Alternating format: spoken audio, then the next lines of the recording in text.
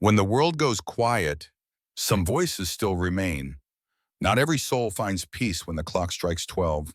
There are stories hidden in the shadows, whispers drifting between the living and the forgotten. Some stories linger, some souls don't leave. Welcome to Stillness After Midnight, where every silence tells a story. If you're drawn to the mysteries that stir after dark, the voices that echo when the world sleeps, subscribe now and join us as we listen to the souls who still have something to say, because in the stillness, the truth finally speaks.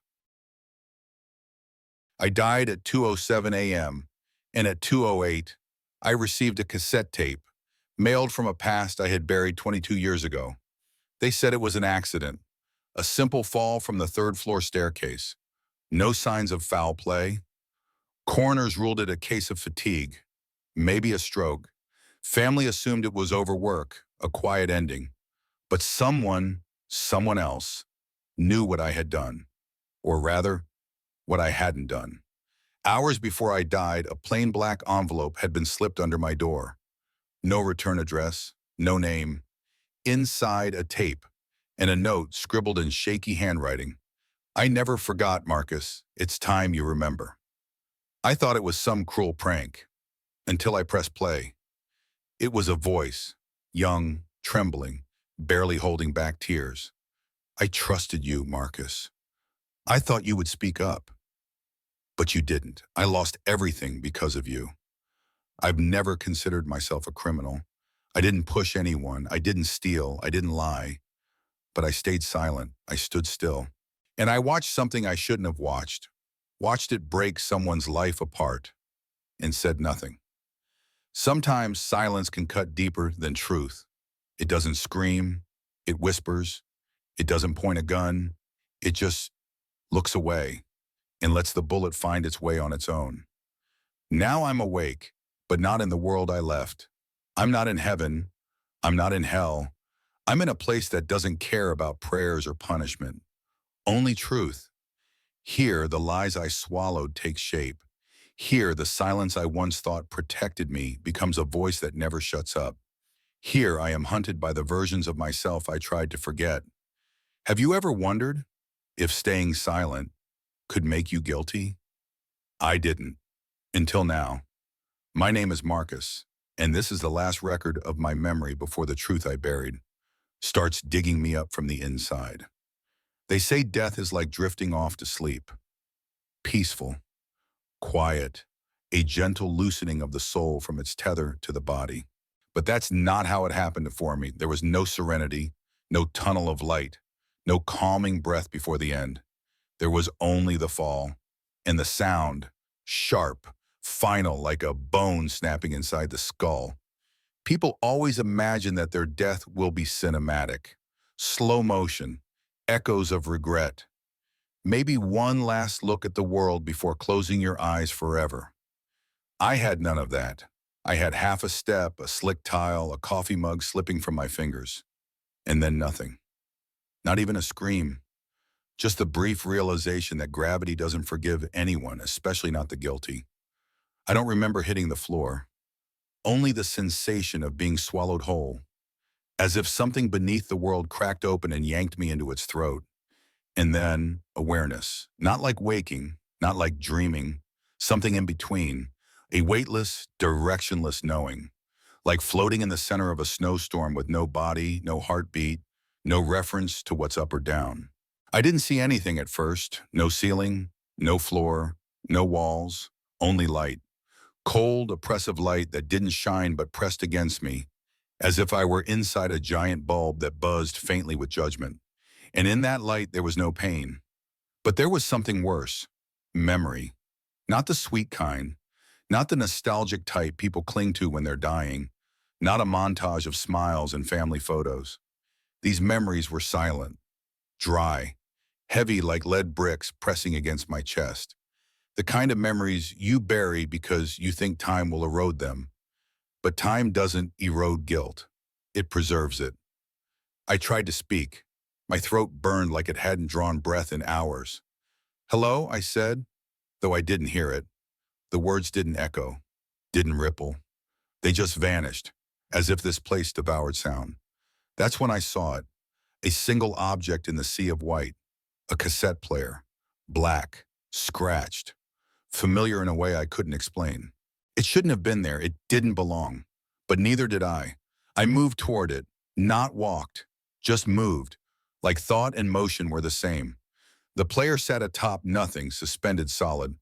The tape was already inside on its label, written in red, "Play me." I stared at it for a long time. Something in my chest pulsed. Not a heartbeat, but a warning, a tightening. A voice inside me I hadn't heard in years whispering, "You already know what's on it."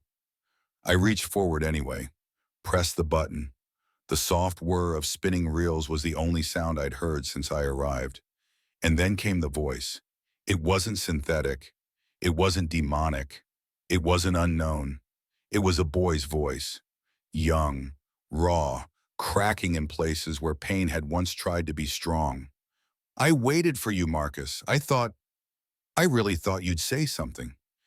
Even just one word, but you didn't. You watched them drag me away and you didn't even flinch." Silence again. Not from the machine. From me. I didn't move. Didn't breathe. If breathing was even possible here. That voice, I hadn't heard it in over 20 years, but I knew exactly who it belonged to, Caleb Monroe. And just like that, the gravity of where I was and why settled in my chest like cold iron. I hadn't spoken Caleb's name out loud in over 2 decades. I hadn't allowed myself to. Not because I forgot, but because I chose to forget, or at least tried to. Funny how forgetting doesn't erase anything. It just drives it deeper into the halls of your mind, like rot behind paint. You don't see it, but eventually, everything caves in. And here I was, inside the collapse. This place wasn't heaven, wasn't hell. It wasn't even purgatory. It was a holding room for the truth. A vault where every silent moment I let pass was cataloged and played back in high fidelity. The tape didn't rewind. There was no button to replay. But I didn't need to hear it again. That one recording was enough. Enough to crack the glass I'd built around my conscience. Enough to make me remember a hallway, a locker room, a teacher shouting, a boy crying, and me frozen like a coward behind the corner. My name is Marcus. I wasn't the one who threw the punch. I wasn't the one who lied to the principal. I wasn't the one who wrote the false report. But I watched, and I said nothing. I chose silence. And now, silence is the only thing that speaks to me. You'll never forget your first lie. Not the harmless kind. The ones kids tell when they sneak an extra cookie or break a vase and blame the dog.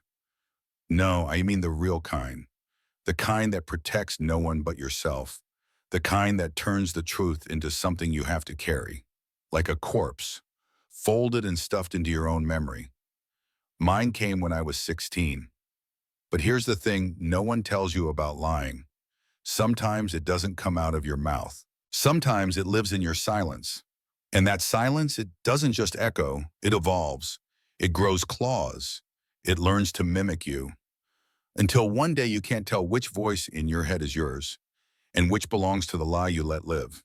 When I was 16, Caleb Monroe was one of those kids everyone ignored. Not hated, not bullied, just invisible. He didn't have friends. He didn't talk much. He didn't play sports. He was the kind of quiet that made teachers nervous. The kind of quiet that made parents say things like, "He's a little off, that one." But I knew him, not well, not intimately, but enough to know that behind his slouched posture and mumbled words, he carried more weight than any of us. He was smart, sharp, smarter than me if I'm being honest. And maybe that's why I didn't speak up. Because deep down, I envied him. I envied his mind. I envied how he never seemed to need the approval of others. While the golden boy, the basketball star, the one with the college recruiters watching from the bleachers, I needed validation like oxygen. That's why, when it happened, I said nothing. I remember the locker room like it was yesterday. The smell of sweat and mildew, the clang of metal lockers, The way laughter ricocheted off the walls, sharp and mean. It started as a joke, didn't it always? Coach Brower accused Caleb of stealing his watch. Said he saw him near the office. Said he'd had complaints before. No one questioned it. Why would they? Brower was a war vet, a local hero. He walked with a limp and a look that said, "Don't waste my time." When he spoke, we listened. We were taught to. So when he cornered Caleb that day and started yelling, we all froze. Except me. I didn't freeze. I hid. I stood just outside the door behind a row of lockers, out of sight, but close enough to hear every word. "Where is it?" Coach growled. "I didn't take anything," Caleb replied, voice cracking. Slap, not a punch, not a full-force blow, but the sound of skin on skin. Open palm, open shame. I flinched, but still, I didn't move. I could have stepped out, could have said, "Coach, that's not right." Could have told the truth. Because I knew Caleb hadn't done it. I knew who did. It was Aaron Slater, another player. Had bragged about it in the parking lot just the day before. Bet I could swipe that old guy's watch and sell it for weed money. But Aaron was our top shooter. The team needed him. I needed him. He made the assists that made me look good. He was part of the machine that kept me shining. And Caleb? Caleb was expendable. So I stayed quiet. And that moment, was my first real lie. Not spoken, not written, just swallowed. I watched as they suspended Caleb, watched his parents argue with the school board, watched him walk down the hallway with his head low and his locker empty. And I remember thinking, maybe it'll blow over. Maybe he'll move on. Maybe no one will know. And for a while, that was true. Weeks passed, months. Senior year came and went. I got my scholarship. I shook hands with principals and smiled for cameras. My future unfolded, clean and golden. And Caleb? He disappeared. Rumors said he dropped out. Others said he moved in with an uncle out of state. Some claimed he got arrested later. Something about breaking and entering. I didn't ask, didn't want to know. Because knowing meant remembering. And remembering meant guilt. And guilt would have ruined everything I'd built on top of that silence. But now I'm back in that place where silence is no longer invisible. It has shape, it has sound, and it speaks with his voice. After the tape ended, I stood in the white emptiness and whispered, "I'm sorry." But the space didn't respond. It didn't accept my apology, because apologies, the real kind, only matter when they come before the damage is done. This wasn't a space for repentance. It was a courtroom, one without a judge. One where the only witness is you, and your memory plays the role of prosecutor, jury, and executioner. And worst of all, you can't lie to yourself here. I wanted to believe I didn't speak up because I was scared, that I was just a kid caught in something bigger than me. But that was the second lie, because deep down I knew. I didn't stay silent out of fear. I stayed silent because it was easier, because protecting my future meant sacrificing someone else's. And in that moment, I chose myself. It wasn't the last time, but it was the first, and first lies. They never really die, they just wait. And eventually, they come back for you. There's something cruel about memory. It doesn't arrive all at once. It doesn't offer clarity or justice or even peace. It comes in flashes, fragments, as if your mind is trying to shield you from the sharp edges of what you did. But here, wherever this is, memory isn't optional. It doesn't knock. It breaks the door down. That's how I ended up back there, in the locker room. It wasn't a replica, not a dream. It was the locker room, just as I remembered it from junior year. The same cracked tiles on the floor, the same flickering light over the showers, the scent, sweat, detergent, mildew, so thick it clung to the inside of my throat. But it was wrong, too. Subtly, eerily wrong. For one, it was empty. No voices, no footfalls, no shouts echoing off the cement walls. Just the low hum of the fluorescent light and the distant, irregular drip of a leaky pipe. I stepped in barefoot. The tile was cold, too cold, There were no windows, no exits, only lockers stretching endlessly in all directions, far more than the real room ever had. And then I saw him, sitting on the bench, his head lowered, hands clasped in his lap, still wearing that worn-out hoodie with the sleeves stretched from nervous pulling. Caleb, 16, small, frail-looking in the way that boys are when their bodies haven't caught up to their pain. I opened my mouth to speak, but no words came. He didn't look up. I wasn't even sure he could see me. I took another step forward. My foot landed on something soft. I looked down.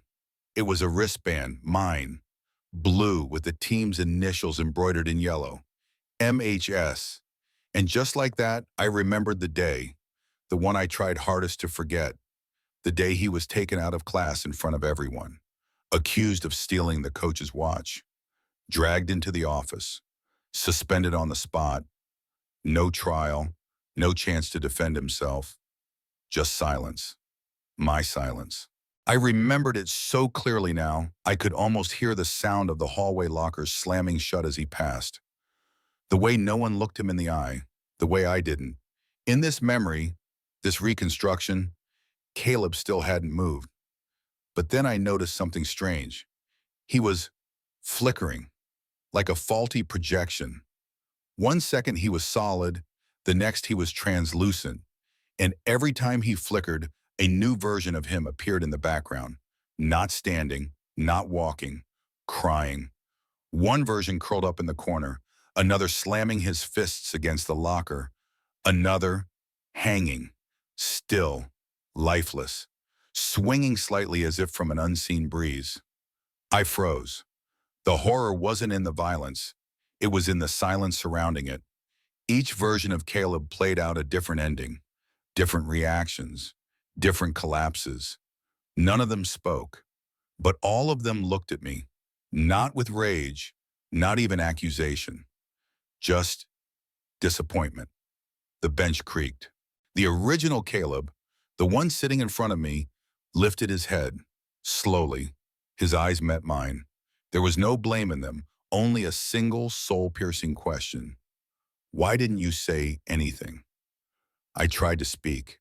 I wanted to scream. I was a kid. I didn't know. But I did know.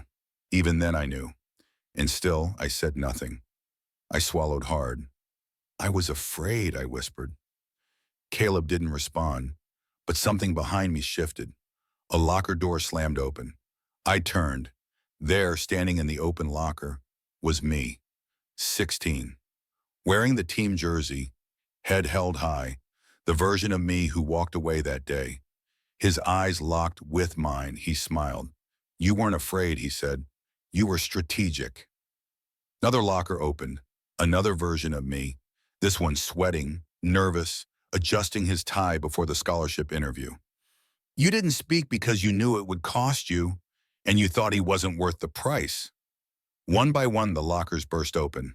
Dozens of me's pouring out, each one carrying a version of the lie of silence, the lie of survival, the lie of being just a kid. The room swirled with voices. You didn't need to lie, Marcus. You just needed to shut up, and you were very good at that. Every time you said nothing, someone else paid the price. I dropped to my knees.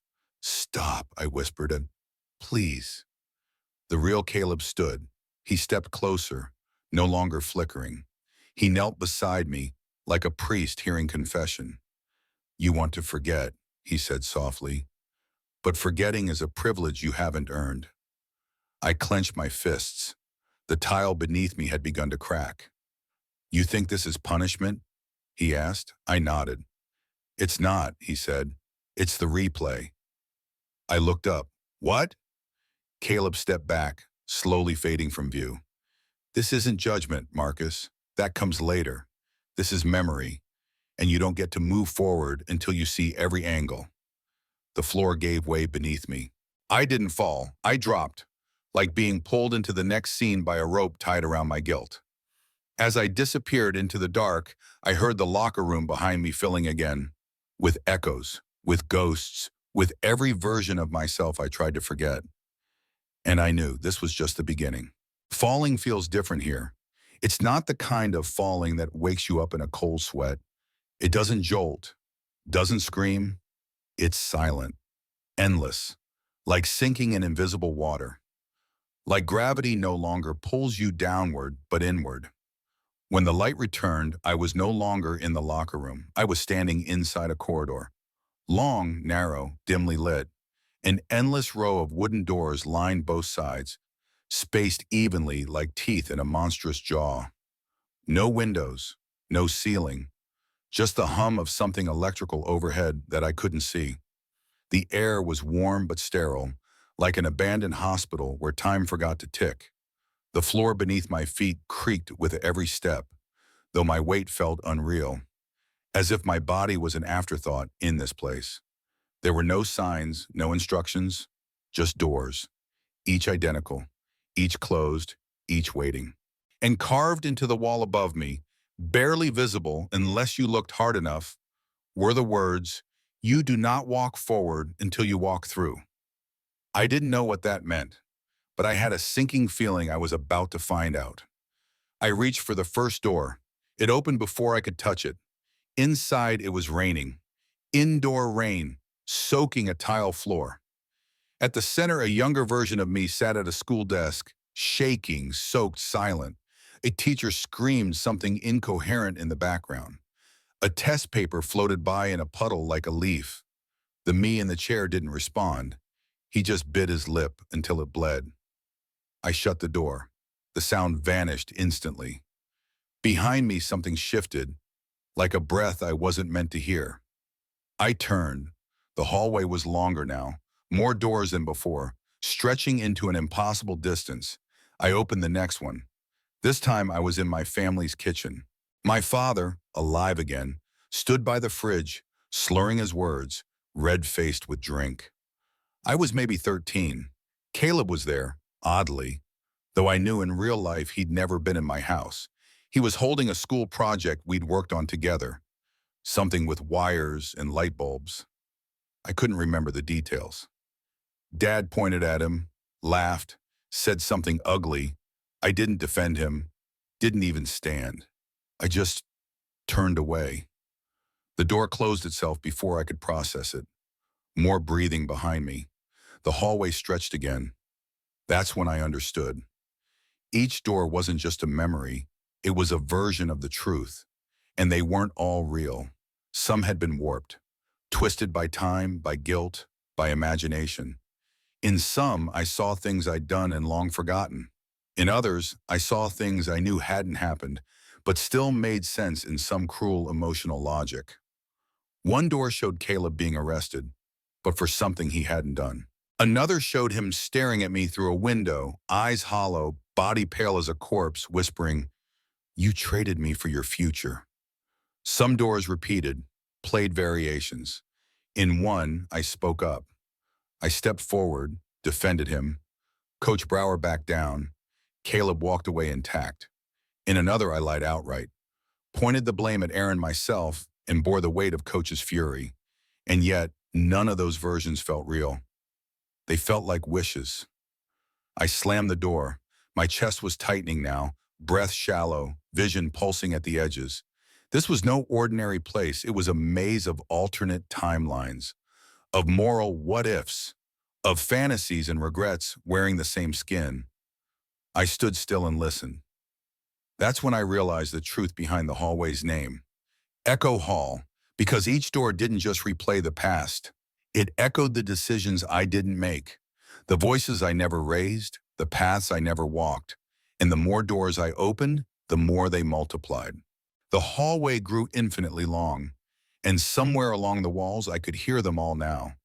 My other selves, arguing, pleading, rationalizing.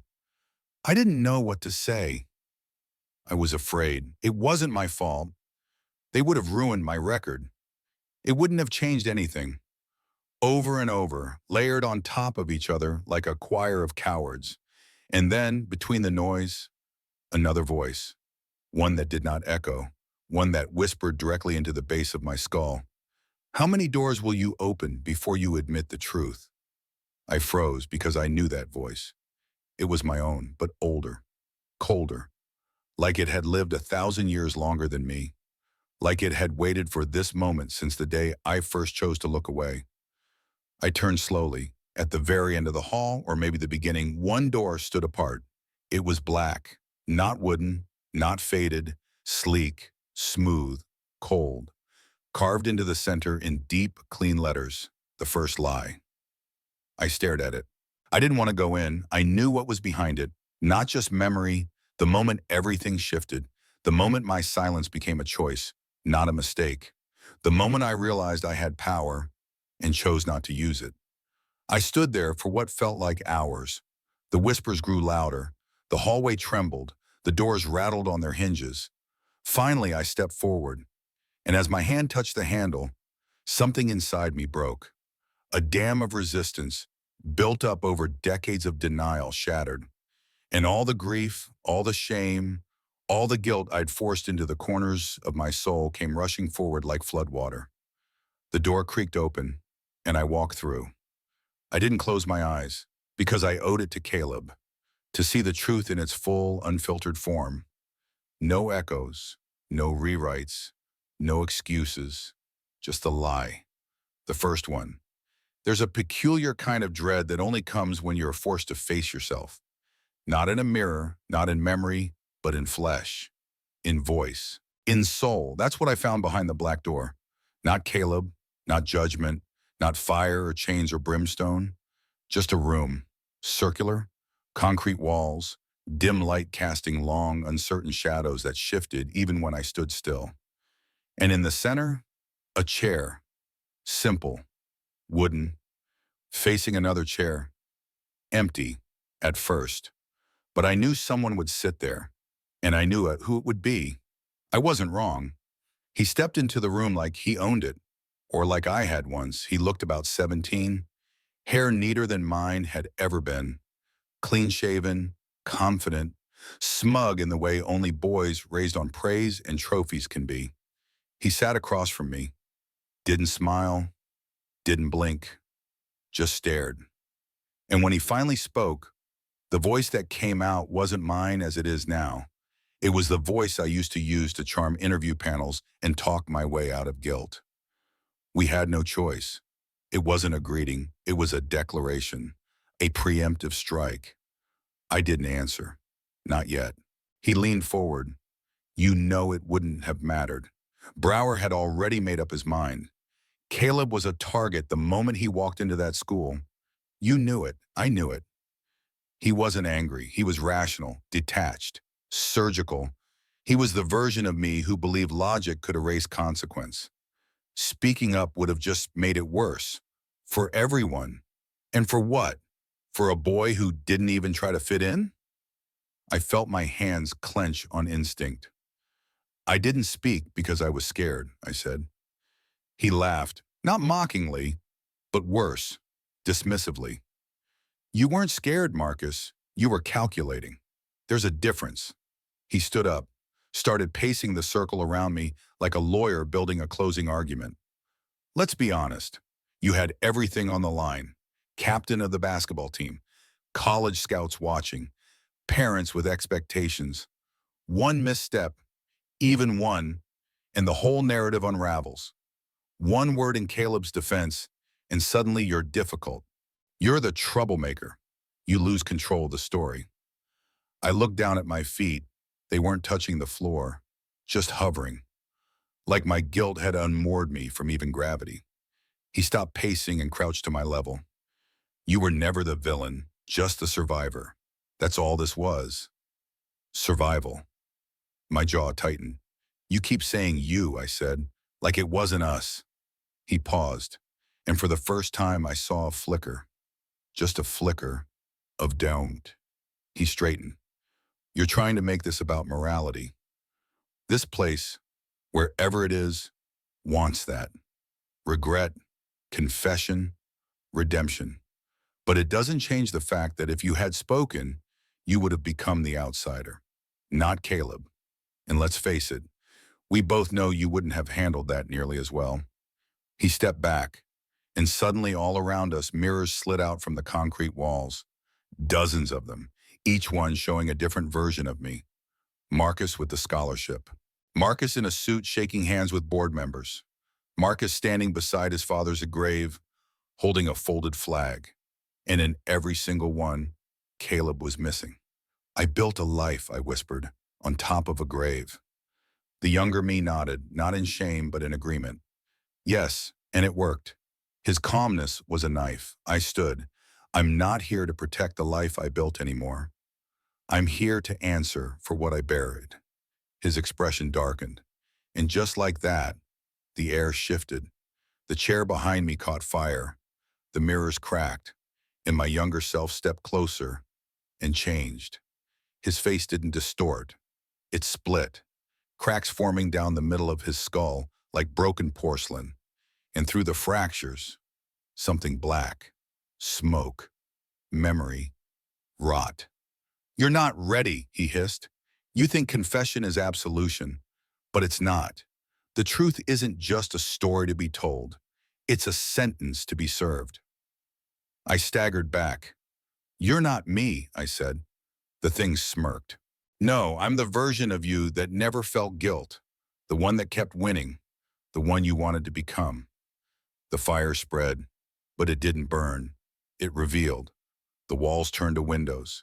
And beyond them, I saw every moment I had rationalized. Moments where I could have spoken, but didn't. Where someone else took the fall. Where I walked away unharmed and untouched. Because I knew when to stay silent. And beneath each scene, a single caption. You chose this. I dropped to my knees. The smoke filled my lungs. But there was no coughing. Just suffocation of the soul. And yet, I didn't turn away. I looked straight at the fractured version of myself. The liar, the manipulator, the coward I'd been too afraid to name. And I said it out loud. I did choose this. The room went still. The smoke paused midair. The mirrors ceased shattering. The burning chair went out, leaving only embers in its place. The broken version of me began to crumble. Slowly. Dust spilling from his eyes. A silent collapse. And in the silence that followed, I heard something I hadn't expected. Breathing, steady, familiar. I turned, and there he was again. Caleb, standing behind glass, watching, not speaking, not judging, just watching. I reached out, but the glass was cold, solid. He didn't move. But in his gaze, I saw something I hadn't seen before. A question, no longer of blame, but of readiness. And I understood. This wasn't over. The trial had just begun. It wasn't there at first. When I opened my eyes after the confrontation in the circle room, I expected more fire, more judgment, another twisted version of myself ready to whisper excuses into my ear like lullabies. But the room was empty, dusty, dim, a single overhead light flickering like a dying heartbeat. Old wooden floorboards creaked beneath my feet, familiar yet unplaceable. This wasn't the locker room. It wasn't the echo hall. It was smaller, personal. And then I saw it, a desk, mahogany, scratched, one leg shorter than the others, and on top of it, sitting like a threat or maybe a curse, was the envelope. Black, sealed, unmarked, except for one thing. My name. Marcus. In handwriting I hadn't seen in over 20 years. Tight, uneven, shaky in places where emotion bled through. I didn't want to touch it. My hands hovered over it like it might burn me, but it didn't. It was cold, too cold, as if the paper had absorbed time itself and frozen it. I opened it. Inside were two things, a folded letter and a photo. The photo came first. I didn't mean to look. It just slipped out and landed face up on the desk. It was me and Caleb, freshman year. We were standing side by side in front of the science fair trifold board. Our project, alternative energy from everyday movement. God, we looked young. He was smiling, barely, in that quiet, reserved way he always did when he felt safe. I had my arm around his shoulder, and I remembered that moment, It was real, not twisted, not replayed, not haunted, just real. We had won third place. I told him we were robbed. He'd said third was more honest than first. And then life went on. I moved to varsity basketball. He drifted into the shadows. I chose trophies. He became invisible. And I never looked back. Until now. I picked up the letter. It was a single page. Lined notebook paper, yellowing at the edges, torn at the bottom like it had been ripped from a journal. The ink was smudged in places, not from water but from tears. The writing was shaky, rushed, as if the person writing it wasn't sure whether they wanted to finish it or burn it halfway through. Marcus, I know you saw what happened. I saw your face in the hallway reflection. I kept hoping you'd say something, even just to me. You didn't have to stand up for me in public. I would have understood. But the silence, it hurt more than the accusation because you knew the truth and you acted like you didn't. I thought maybe I meant something, that what we built meant something. But I guess I was just another name you left behind. Maybe this won't reach you. Maybe you'll tear it up. Or maybe you'll keep it folded in the back of a drawer, like a memory you never want to unfold again. But if you ever wonder, yes, it broke me. Not the suspension, not the expulsion, not the way the school turned their back. You. You broke me. Caleb, I stared at the page so long the words started to blur. Not from tears, I had none left, but from the weight of being seen so clearly by someone I had tried to erase. I had never received this letter. Not in life. Maybe he never sent it. Maybe it was lost. Maybe it was burned. Or maybe it had simply been waiting, waiting for the day I could no longer run. I folded the letter slowly, not out of ritual, but reverence. Because what it held was sacred, truth, unburied. I placed the photo and letter back in the envelope. And as I did, something changed. The room darkened, but not completely. A soft light glowed from the corner. There on the wall, written in handwriting that wasn't mine, wasn't his, and maybe wasn't human, were 3 words. Mail never sent. And below it, smaller, but never lost.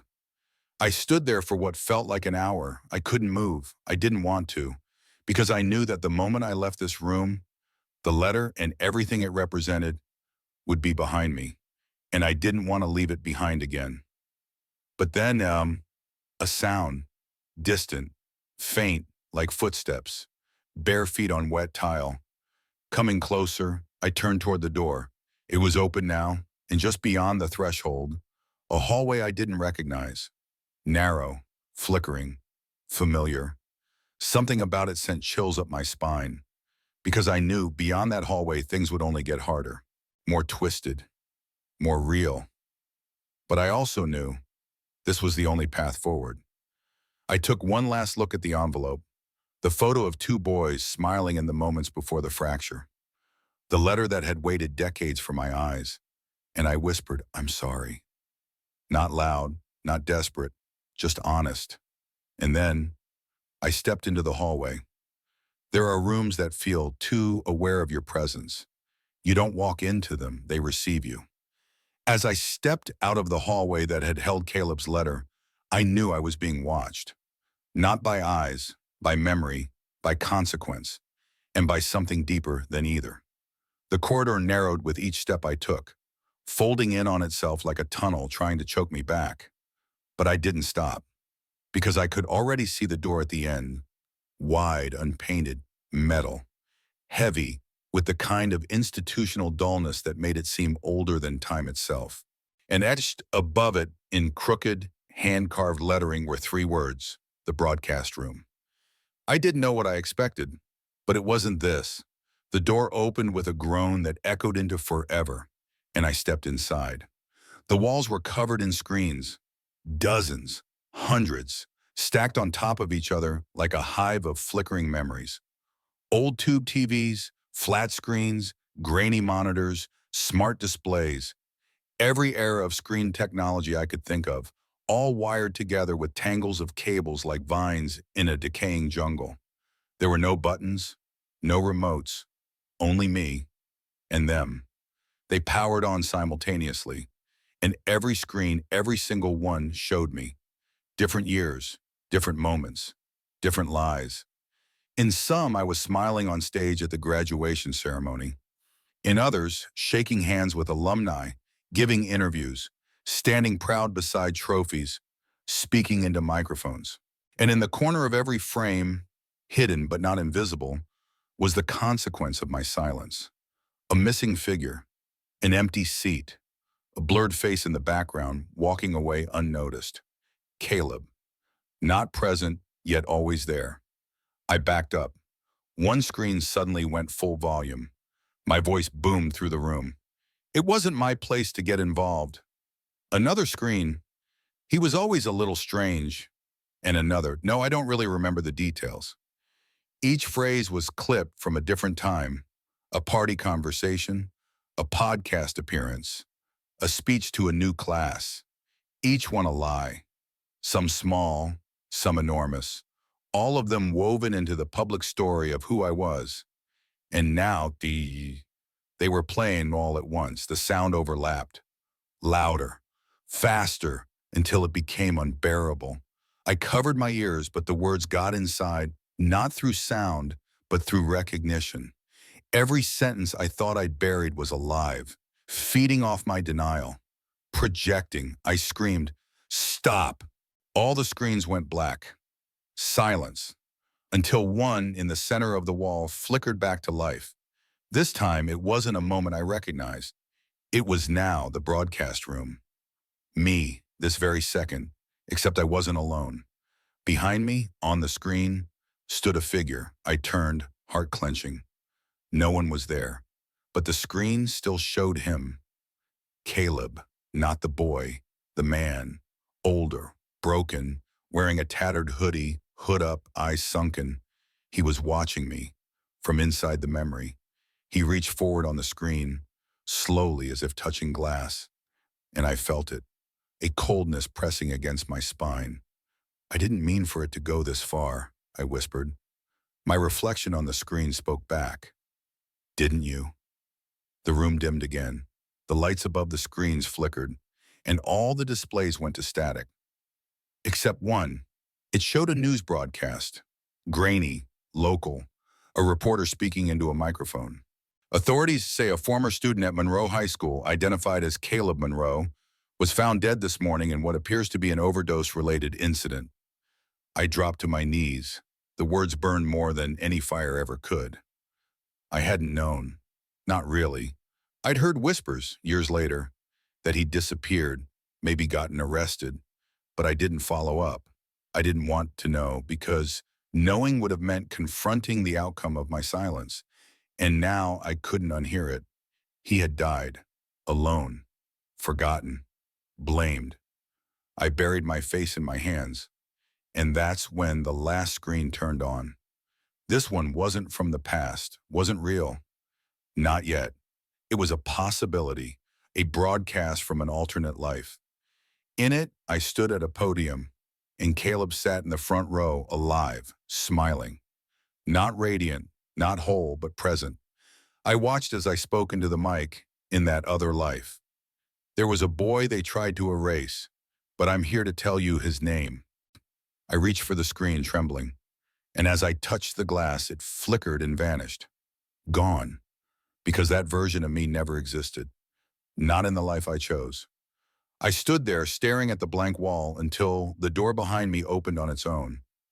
No wind, no noise, just permission. I turned one last time, looking at the broadcast room, at all the screens, now dark, and I realized I was never just watching. I'd always been broadcasting, to the world, to myself, and now to something far older and less forgiving. The next room waited, and I knew. What came next wouldn't be memory. It would be consequence. The air was different beyond the broadcast room. Heavier, wetter, like stepping into the mouth of something ancient, something alive. There was no light, not at first, only mist. Dense, chalky fog curling in tendrils around my feet, my chest, my throat. I reached for the wall behind me. It was gone. The door had vanished. I was alone in a field of fog so thick I could barely see my own hands. No direction, no sound, no structure, just white. And something in the white was moving. Not fast, not loud, but unmistakably, relentlessly moving. I turned slowly. "Hello?" I called out. My voice didn't echo. It didn't even return to me. It just disappeared, swallowed by the fog like a confession too late. Then I heard it. Not a voice, a rhythm. Footsteps, slow, measured, deliberate, and not mine. The air shifted again, heavier now, pressing against my chest like wet linen. I couldn't run, not because I was trapped, but because I was anchored. By guilt, by gravity that wasn't physical, but emotional, spiritual. The footsteps circled, always just outside my line of sight. I turned again, faster this time. Still nothing. Just that hollow crunch of something heavy walking on ground I couldn't see. And then, a shadow. Faint at first, just a ripple in the fog. But it grew. Taller than a man, broad-shouldered, still, no face, no eyes, just presence. I froze. Every instinct screamed at me to move, to run, to do something. But I couldn't. Not because I was afraid of dying. I'd already done that. I was afraid of what followed me here. The figure stood still about 10 paces away, watching, though it had no eyes, breathing, though it had no mouth, waiting, though it had no mercy. "Who are you?" he asked. My voice cracked like old wood. The figure tilted its head, and then it whispered, not with sound, but directly into my mind, "I am the shape of your silence." My stomach turned. The fog churned around us like water flushed through a drain. And in it, I began to see shapes, scenes, moments I hadn't revisited in years. The hallway where Caleb was dragged away. The lunch table where I laughed instead of listening. The moment I heard he was expelled and didn't ask why. Each memory floated in the mist like broken film reels, looping over and over, and the figure stepped through them, untouched, unbothered, fueled by them. "You've come to punish me?" I whispered. "No," it said. "You've done that yourself." "What do you want?" "To walk beside you." "For how long?" It didn't answer. Instead, it lifted its arm and pointed, not toward a path, not toward salvation, but toward a new shape in the phone. Me, or at least a version of me. But this one was different.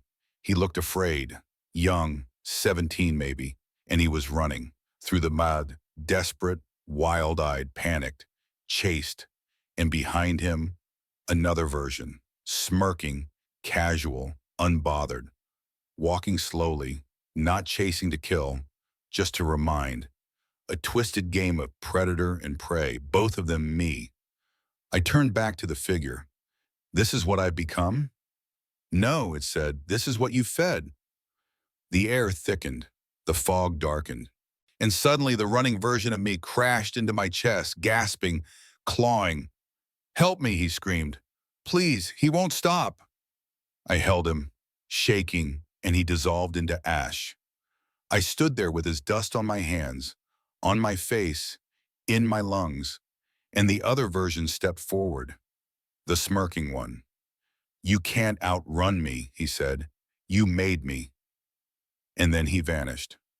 I was alone again, except for the hunter, still standing, still watching, still waiting.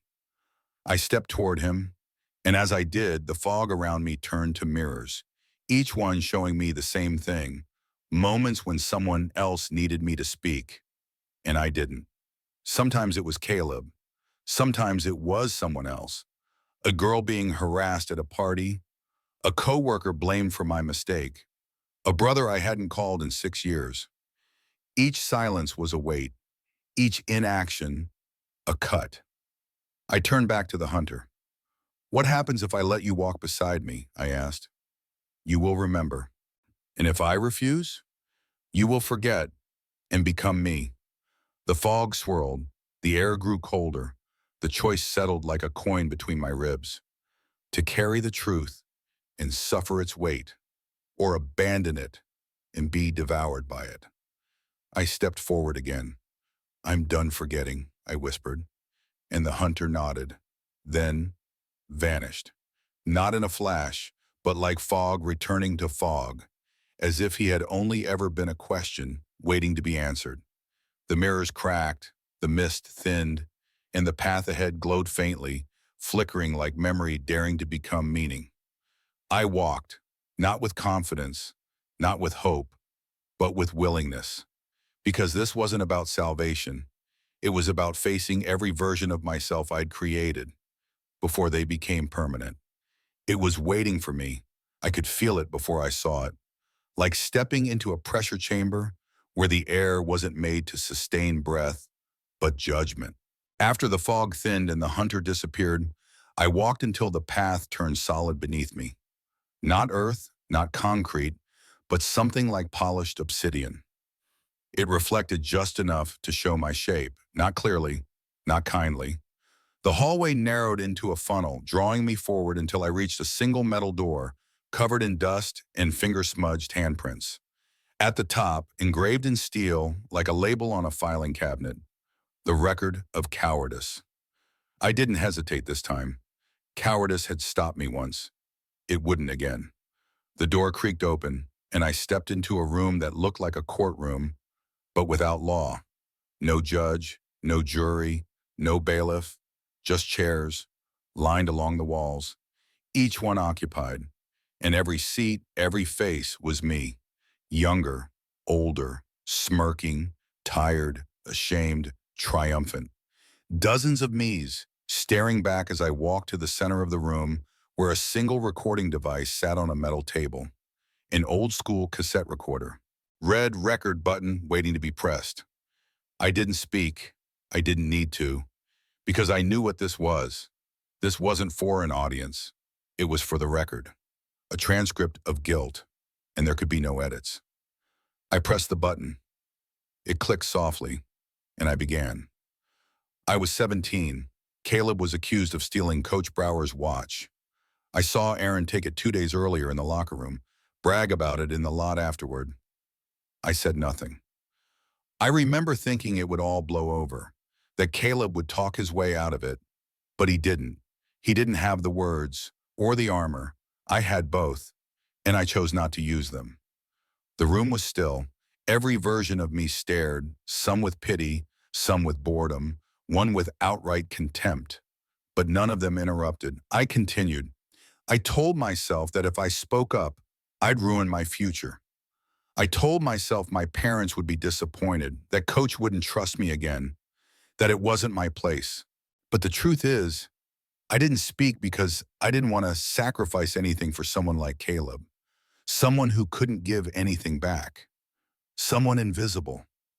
My voice shook, and I let it. I let them destroy him, because it was more convenient than saving him. Click. The tape stopped on its own. I didn't rewind it, didn't erase, didn't dare. The chair behind the recorder groaned, and someone sat down. It was me, but not like the others. He looked like the man I'd become if I had never stopped lying. Well-groomed, composed, in a sharp blazer, wearing success-like armor. He pressed play, and my voice filled the room again. But this time it echoed, off the walls, off the versions of me seated in silence, until it wasn't just a confession, it was a sentence. Each word landed like a gavel, each syllable a wound reopening. The blazer version of me listened calmly, hands folded on the table, and when the tape ended, he looked up. It's not enough. Isho, I swallowed. I know. He leaned forward. You think truth redeems. It doesn't. It only reveals. I'm not looking for redemption. Then what are you looking for? I paused and then answered honestly. Witnesses. He tilted his head. Explain. I've lied so many times, even I forgot the full weight of what I did. I buried it beneath scholarships and accolades, under justifications and silence. but I don't want to carry it alone anymore. I want every version of myself to hear it, to know it, to see it. One of the seated versions, a child, maybe 10 years old, began to cry. Another, college-age, drunk, cocky, rolled his eyes. Another, the version of me who ignored his mother's last phone call before she died, looked away. And then something strange happened. The chairs began to empty. One by one, the versions of me stood and walked out of the room. Not in anger, but in acknowledgement, as if the record had been heard. As if finally the silence had broken loud enough to scatter them. Only one version remained, the one who played the tape. He stood, walked to me, and handed me the recorder. And he said, "Play it again when you forget." Then he vanished, and I was alone. But the room was no longer cold, no longer heavy, just quiet. This time a silence I could breathe in without choking. I picked up the recorder and walked toward the door at the far end of the room. It opened without a touch. On the other side, a hallway. Dark, narrow, unfamiliar. But I wasn't afraid, because now I had a record of the truth, of the cowardice, and of the man I refused to be again. The hallway beyond the record of cowardice was narrow and soundless. Walls made of faded wood, warped and groaning, like an old house trying to breathe. Dust hung in the air like ash that had forgotten how to fall. I carried the recorder in my hand, but I didn't press play again. Not yet. Something ahead called me forward, not with sound, but presence. Familiar, personal, wounded. The hallway ended in a doorway without a door, a threshold that didn't open, only allowed. And as I stepped through, I realized where I was. A bedroom. Not mine. His. The air smelled like pencil lead, fabric softener, and mold. A cheap desk against one wall, worn carpet underfoot, a single twin bed with a blanket folded too neatly to be casual. There were papers everywhere, scattered, torn, pinned to the walls with thumbtacks that had rusted in place, newspaper clippings, emails printed out, detention slips, photos of the school, handwritten notes with phrases circled again and again. No one spoke up. Never proven. Convenient silence. They knew. He knew. I didn't need a name. It was about me. And in the center of the wall above the desk was a single taped sheet of paper. I just wanted him to say something. I sat on the bed slowly. The mattress barely dipped under my weight. There on the pillow was an envelope. I knew what it was before I touched it. The paper felt like grief made physical. The kind that curled at the corners from being handled too many times. The kind of envelope you don't write once, but rewrite again and never send. This one was addressed simply to Marcus, if he ever listens. I opened it. Inside, a folded letter and a cassette. I unfolded the letter first. Every line was handwritten, neater than the last one, less frantic, more resolved. Marcus, I waited for years, not for justice. I knew better than that. Not for revenge, just for acknowledgement. You were the only one who could have changed anything. One word from you, and the story would have cracked. Not collapsed, maybe, but cracked. And I could have slipped through that crack and breathed. I know people saw me as forgettable, but you didn't. And that made your silence the sharpest cut. I never hated you. I envied you. Your ease, your shine, your ability to glide above it all, like the world bent just to keep your shoes clean. But I also admired you, even when I shouldn't have. That's what made it hurt. Not the punishment, not the rumors. You. You could have spoken and didn't. That's all this has ever been.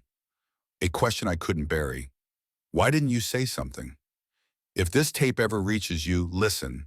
Not because I want to haunt you, but because I want you to finally hear me. Caleb, my hands were shaking. I reached for the cassette. It looked almost identical to the one that started all of this. Label torn. Written in sharp black ink. Final. There was a small player on the desk, already waiting. I inserted the tape, pressed play. His voice. but not like before. Older, weathered, slower, wearing exhaustion like armor. I don't know what you're doing now. Maybe you've forgotten. Maybe you're living your best life. Maybe you're still pretending it wasn't your responsibility. Or maybe you're finally listening. I wanted to end this. I tried letters. I tried therapy. I tried forgetting. But the thing about silence is it echoes. And when enough people let it ring, it becomes a scream. Yours was the loudest. So if you're hearing this, I don't need an apology. I just need you to know you weren't the one who destroyed me, but you were the only one who could have saved me, and you didn't. The tape clicked. Silence followed. No music, no static, no goodbye. Just the weight of words that had waited too long. I sat there for minutes, maybe hours, I don't know. Time doesn't function the same in a room like that. Eventually I stood, left the tape where it belonged, took the letter with me, not out of guilt, but witness. And on the back of the envelope, written in faint pencil, was a final message. You can't rewrite what's been lived, but you can read it, out loud, so no one forgets. I walked toward the exit. A door appeared, not metal, not concrete, wooden, simple, and open.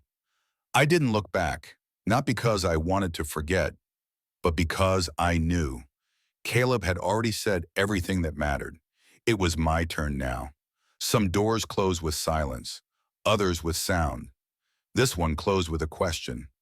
I stepped through Caleb's room, letter in hand, and the moment the door shut behind me, the world shifted. Not violently, not instantly, but like a puzzle turning just one click closer to completion. At first, I thought I was in another hallway, but then I took 3 steps forward and ended up back where I started. Same wall, same floor, same dim light casting the same hunched shadow. I frowned, turned, walked again, left this time, and came back to the center. It wasn't a hallway. It was a maze, the kind that doesn't follow logic or angles or even architecture. A place built not to trap the body, but to expose the soul. The walls were tall, impossibly tall, made of mirror-like stone that reflected more than my face. Each pane shimmered as I passed, replaying brief flickers of memory. Me in a classroom, looking away as a teacher snapped at a kid for something I'd done. Me walking past a car accident, pretending I didn't hear the cries. Me opening a message from Caleb and deleting it. I touched one of the reflections. The surface pulsed, warm, almost alive, and a voice spoke from within it. Why didn't you speak? I recoiled, not because the voice was angry, but because it sounded like Caleb's. Only older, tired. I turned back. The passage behind me was gone. Only a fork ahead, left or right. No signs, no clues, no exit. I chose left. Immediately another mirror, another question. Were you afraid? No, I said before I could think. I stopped. The passage flickered and reset. I was back at the center. A soft hiss of disapproval echoed above me. I tried again, right this time. Another corridor, another question, etched in red light across the mirror wall. What did you gain by letting him fall? I hesitated. This time I told the truth. Space, favor, silence. A future that wasn't mine to earn. The wall shimmered, and the path stayed open. I walked deeper. The maze grew more twisted, corners bent in impossible shapes. Steps led nowhere and then back to where they began. The mirrors began showing more than memory. They showed versions of Caleb, but not just the boy I remembered. A grown man, strung out, unwashed. On a bench at a bus stop, eyes hollow, watching children laugh from behind smudged glass. Another version, sitting in a cell, scribbling the words "not me" into the mattress over and over. Another, walking down the street at night, headlights flashing before everything cut to black. Each version whispered a variation of the same question. How much of me did you erase? I didn't answer.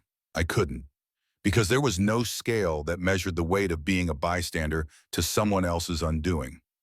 Eventually, I came to a gate, rusted, iron, narrow. In the middle was a plaque. Final question. The gate did not open until I spoke. The voice, this time mine, came from the walls. If you could go back, would you speak? I opened my mouth, but nothing came, because that question, simple as it was, carried more weight than all the others combined, because I didn't know if the answer mattered. I would, I finally said, but not to save myself, not to feel noble, not even to redeem anything. I'd speak because silence was a choice, and I've lived long enough to know what that choice cost someone else. The gate creaked, opened, and beyond it, light, but not the warm kind, not golden, not inviting. It was cold, clinical, like a surgical lamp before the first cut. I stepped through. The maze behind me collapsed into fog, not violently, just quietly, because it had done its job. It had asked, and I had finally answered, not for forgiveness, but for truth. The light faded behind me as I left the truth maze. It didn't dim like a dying flame. It receded like it had never wanted to be seen in the first place. In its place came sunlight? No, not real sunlight, a simulation. Too bright, too still, too perfect. The kind of light you remember from childhood, but only in fragments. And when I looked around, I knew exactly where I was. A playground, but not just any playground. Mine. I recognized the green slide with the scratch down its side, the rusted monkey bars where I chipped my front tooth at 7, the cracked cement around the sandbox where ants used to crawl in armies, and near the edge, beneath the shade of a tree, the swing set, still, waiting. 2 swings, one slightly higher than the other. A memory rushed forward like a tide I couldn't stop. I was 8, sitting on the left swing. Beside me, a boy I barely remembered until now. He wasn't Caleb, not exactly, but he was like Caleb. Quiet, awkward. He'd asked me to play. I said yes, but only because no one else was around. He had told me his dad left last week, said it like it was a secret. I didn't know what to say, so I changed the subject, bragged about my new sneakers, kicked higher, told him he should smile more, and then the other kids came, and I left the swing, ran to them, left him sitting there alone. He never came back. It wasn't a moment I'd remembered until now. But in this place, the past didn't need permission to return. I walked toward the swing set. Each step weighed more than the last. When I reached the swings, he was there. Not the boy I left. Me. Young. Maybe 8. Maybe 9.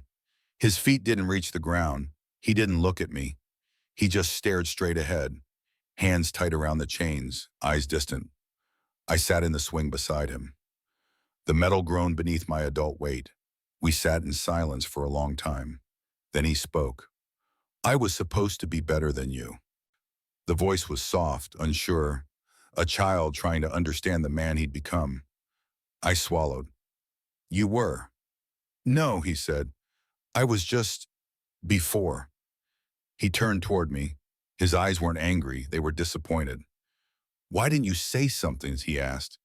The same question, asked again, but this time it hit differently, because this version of me hadn't learned shame yet, only hope. I was scared, I said. He nodded. I know, I felt it, even back then. You always got quiet when people got loud. I looked down. I thought if I stayed small, nothing would hit me. But it hit other people instead, he whispered. And then he got off the swing, walked in front of me, pulled something from his pocket, a crayon, blue, broken at the tip. He handed it to me. I took it, unsure why. What's this? He pointed behind me. I turned. There on the pavement was a massive canvas of chalk and crayon drawings. Words, images, moments. Some were simple.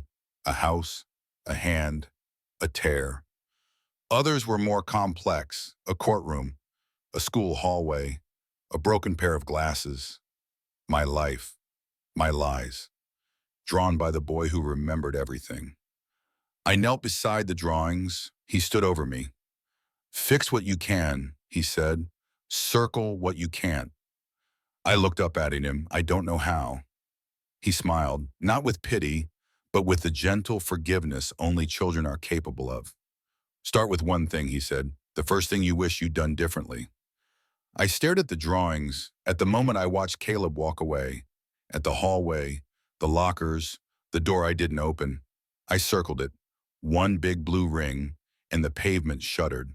Not collapse, not destruction, just acknowledgement. I moved to the next.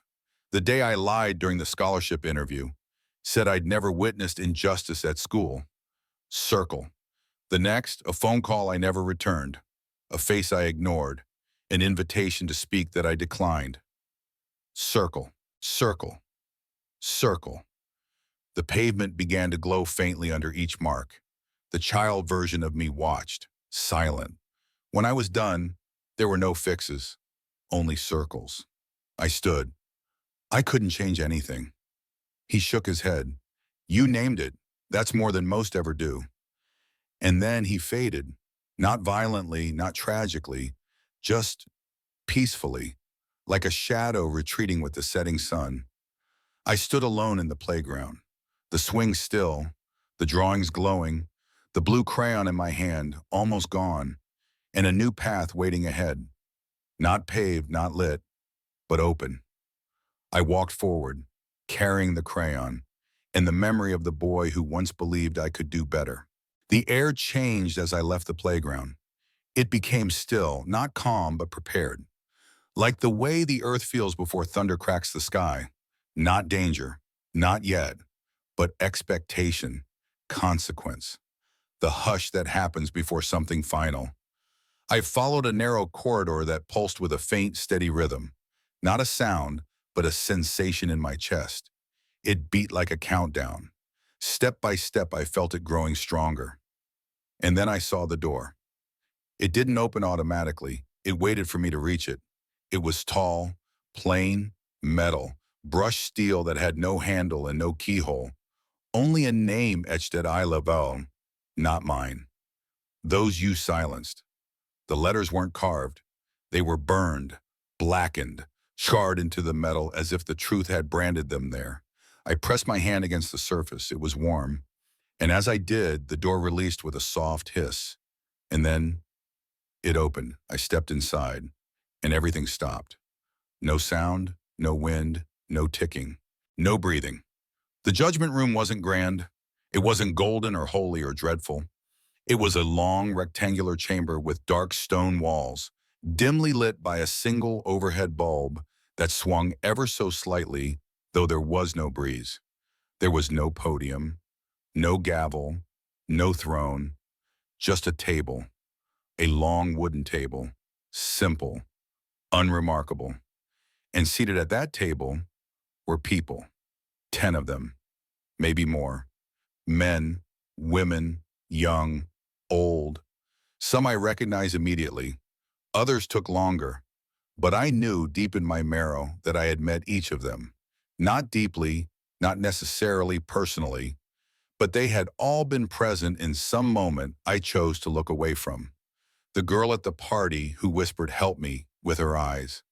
The janitor who was blamed for a mess I caused. The freshman who was bullied while I laughed nervously with the others.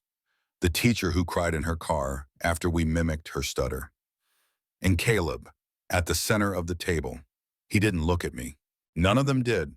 They just sat, still, silent. A single chair sat opposite them, empty, waiting. I walked to it slowly. The echo of my footsteps rang louder than any scream. When I sat, the bulb above flickered, then steadied, and one by one they began to speak. Not aloud, in my head, in my heart. Each voice layered over the other. You saw me. You heard me. You laughed. You turned away. You lied. You did nothing. You pretended I wasn't there. You forgot me. You buried me. You were the witness I needed, and you left. I tried to respond, but my mouth wouldn't open. Not because something held it closed, but because there was nothing left to say. What could words offer now? Apologies? Explanations? Pleadings? I had spent years weaponizing silence, and now I had no language left. Caleb finally raised his eyes, met mine, not with rage, not with forgiveness, just finality. He slid a piece of paper across the table. I looked down, it was blank. Then slowly ink bled across its surface. One word. Now. My hands trembled. What is this? I asked, barely recognizing my own voice. His answer was simple. Judgment. But I've confessed, I said. I've remembered. I've spoken. Caleb shook his head. You've faced. Now you must feel. The other figures nodded, not in agreement, but acknowledgement. And then they faded, one by one, not into smoke, not into ash, but into me. Each of them walked around the table, placed a hand on my shoulder and disappeared, their faces becoming memory, becoming weight. When Caleb reached me, he paused. Every silence has a cost, he said. He placed his hand on mine, and suddenly I wasn't in the judgment room anymore. I was everywhere. I saw every room I'd ever exited too soon, heard every voice I'd tuned out, felt every ripple I caused by choosing the easy way out. Not as an observer, as them. I felt Caleb's heart race as he walked into the office alone, felt the sick drop in the stomach of the teacher when the laughter erupted at her expense, felt the raw throat of the girl who screamed into a pillow when no one believed her. Their pain became mine, not metaphorically, physically. It shook me, shredded me, tore through the lies I had clung to like a second skin. I gasped, collapsed, and when I opened my eyes again, I was back in the chair. Alone, the table gone, the room dark, the judgment delivered and written on the floor in faint, chalky words. Your silence was heard. Now speak for those who never could. I stood, shaking, but not broken, because now I finally understood. Judgment wasn't punishment. It was clarity, and clarity, no matter how cruel, was the beginning of change. There is a kind of silence that follows judgment. Not relief, not peace, but stillness. The way a room feels when the verdict has been read and all that remains is the sound of breathing. I stood in that stillness, alone. The judgment room behind me now sealed shut. Gone, perhaps, for good. Or perhaps waiting for someone else. I didn't look back. Not because I wasn't curious, but because I'd learned. The past doesn't need your eyes, it already owns your spine. Ahead of me stretched a hallway unlike the others. This one had no walls, just darkness on both sides. Infinite. Breathing. I walked. The floor felt solid, but only just. Each step echoed downward into some abyss I couldn't see, but always sensed. There was no voice here. No questions, no mirrors, no memories.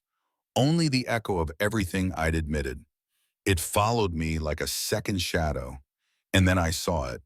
A door, standing by itself, freestanding, unsupported by walls or frame.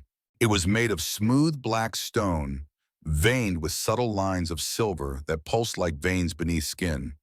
There was no handle, only a name carved deep across its surface. Marcus, my name. Not whispered, not written, carved. I approached slowly. As I got closer, I saw something beneath the name. Smaller letters, a sentence etched so delicately it almost vanished when the light dimmed. Only you know if you deserve to walk through. The words hit harder than the judgment room, harder than the truth maze, harder than Caleb's voice on tape, because they weren't a challenge. They were a mirror, a dare, a reckoning with the part of me I had never fully faced, the part that still wanted forgiveness, without cost. I stood in front of the door for what felt like an hour, or maybe a lifetime. What would be behind it? Redemption? Punishment? An ending? A beginning? Would I emerge forgiven? Or simply forgotten? I pressed my hand to the stone. It was warm, And suddenly it began to open, not inward, not outward. It folded, like pages in a book, like memories returning to their spine. Inside was nothing and everything. A single room, blank, white, silent, but not empty. In the center stood a chair, and on that chair sat me, older, tired, eyes sunken with memory, hands weathered by grief. He looked up, nodded once, said nothing. I walked toward him, and he disappeared, vanished into me, and I understood. This was the final integration, the last mask, the final version, the Marcus who had confessed, who had faced, who had remembered. And now, who had to choose? A desk emerged from the floor. Upon it, two objects, a pen and a single sheet of paper, blank, but not empty. I sat, picked up the pen. It burned at first, not from heat, but from truth. And I began to write, not excuses, not explanations, but witness, line by line, moment by moment, name by name. Caleb, Emily, Mr. Dawson, Kelly from science class, Coach Brower, Aaron Slater. All the names I'd buried under my success, all the ones I hadn't spoken in years, all the ones I'd rewritten, now restored. I wrote until my hand cramped, until my breath shook, until I could no longer hide behind revision. When I finished, I placed the pen down, and the paper folded itself, disappeared into the desk. A final voice echoed, not from above, not from within, but from every corner of this white, breathing space. You have told the truth. Now live with it. And the floor beneath me cracked, split, revealing a staircase, descending, not into fire, not into heaven, but into memory, into living memory. Because punishment wasn't death, it wasn't suffering, it was understanding. I stepped onto the first stair, then the next, and the next, carrying only the weight I had earned, and finally the will to carry it. The staircase didn't end, not the way stairs usually do. It just leveled out. I stepped into a long, narrow corridor lined with velvet, red, soft, worn from time. Everything smelled of dust, of quiet, of something that had been waiting too long. The air carried the heavy hush of a movie theater after the credits have rolled, when the lights haven't come up yet and the screen is still humming. At the far end of the hallway stood a single black door. Above it, glowing in faint neon, screening room, private viewing. I opened it without hesitation, and there it was. The room, the final room, rows of theater seats, all empty, a massive screen at the front, already lit with flickering light. No sound, just the rhythm of film spinning. That old click in whir like a ghost breathing. I walked down the wire's center aisle and took the seat in the dead middle, the seat no one ever chooses but everyone wishes they had. As I sat, the screen shifted, brightened, and played me. Not a montage, a chronology, my life in full, every hour, every conversation, every silence. There was no narrator, no music, no slow motion, no forgiveness in the lighting. It was raw, unfiltered, real. I watched myself laugh at the wrong time, watched myself lie, subtly, smoothly, the way cowards do. Watch myself walk past Caleb in the hallway, his eyes asking questions mine pretended not to see. Watch myself pretend, then justify, then forget. And still the film rolled on. Childhood, teenage years, the rise, the silence, the turning away, and then the moments of clarity, the letter, the voice on the cassette, the maze, the swing, the door with my name. I saw myself come undone and become someone else entirely. Not someone better, not someone heroic, just someone true. And when the film ended, no credits rolled, just darkness. And in that darkness, a voice. This is not your punishment. This is your responsibility. The screen changed, a mirror now. Not just of me, but of others. Faces. Caleb's. Others I remembered only faintly. Flickers of pain I'd passed by on my way to something more important. They weren't angry, they were watching, waiting, and I understood. This room wasn't meant to trap me. It was built to remind me. Because the truth is, we all walk through the lives of others, sometimes loudly, sometimes quietly, sometimes without even knowing we've left footprints on someone else's soul. And sometimes the harm we do comes not from the things we say, but from the things we choose not to.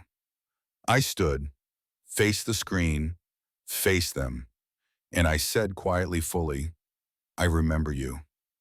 The light dimmed, not as an end, but as invitation.